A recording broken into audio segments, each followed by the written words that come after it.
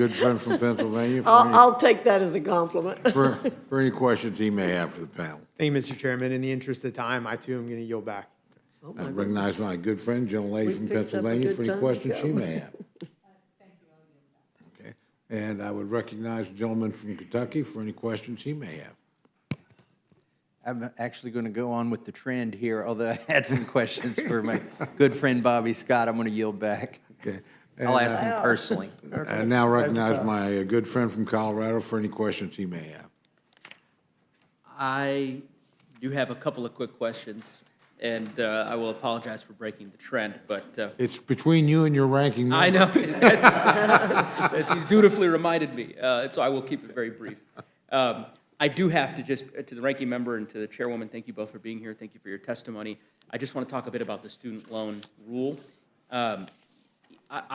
Madam Chair, certainly respect your position, but I was a bit surprised by, I wrote the phrase you wrote down, or phrase rather that you used to describe this loan program. It was, quote, unlawful free college agenda, end quote. And part of what I'm struggling is trying to find where within this regulation that characterization would fit. And here's why. So just by way of example, my understanding of the program changes is that under the existing income-driven repayment program, the IDR, essentially a borrower would have 10% of their income, or rather, they would have to pay 10% of their income, and it would be classified at excess of 150% at poverty level, right? That's the baseline in the existing program today.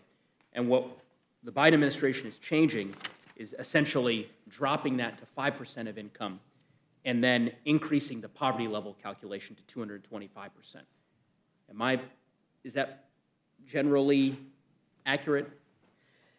It is, but what will result in the income-driven repayment plan, we believe, is that only 22% of borrowers will actually pay back fully their loan. That is a very, very low percentage of people paying back their loan, and loan balances will be forgiven as early as 10 years instead of 20 to 25 years, which is done now. You know, we don't want to make college and university educations inaccessible. They're very accessible now. The problem we have is that many people that the cost of college is going up in direct proportion to how much money the federal government, that is, the taxpayers of this country, are putting into these programs.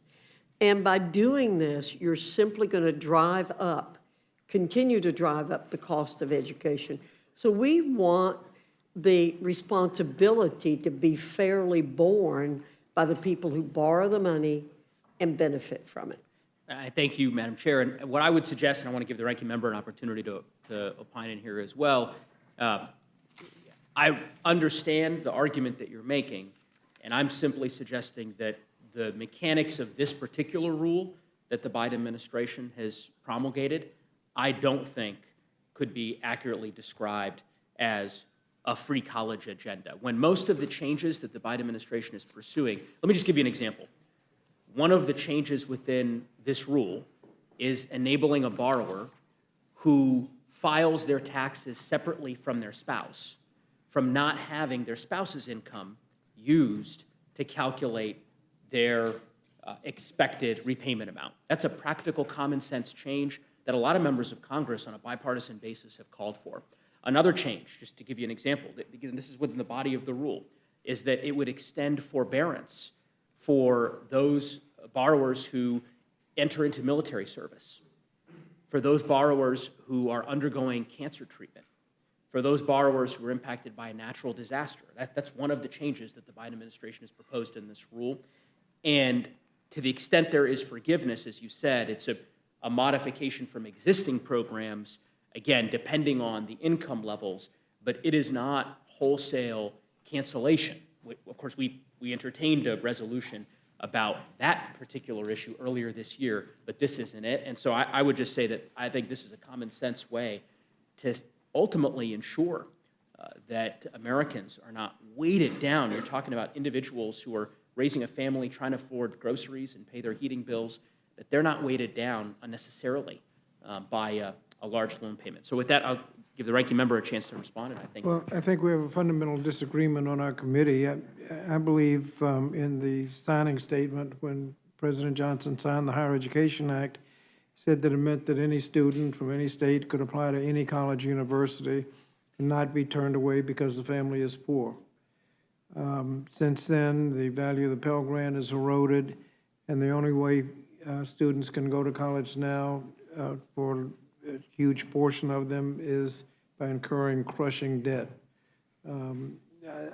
That, in my judgment, is unfair. This allows those to pay what they can afford on the college debt for 10 to 25 years, but there ought to be some end to it. The president has a reasonable proposal to help people get into college, and once they have incurred the debt, be able to reasonably pay it back. Thank you.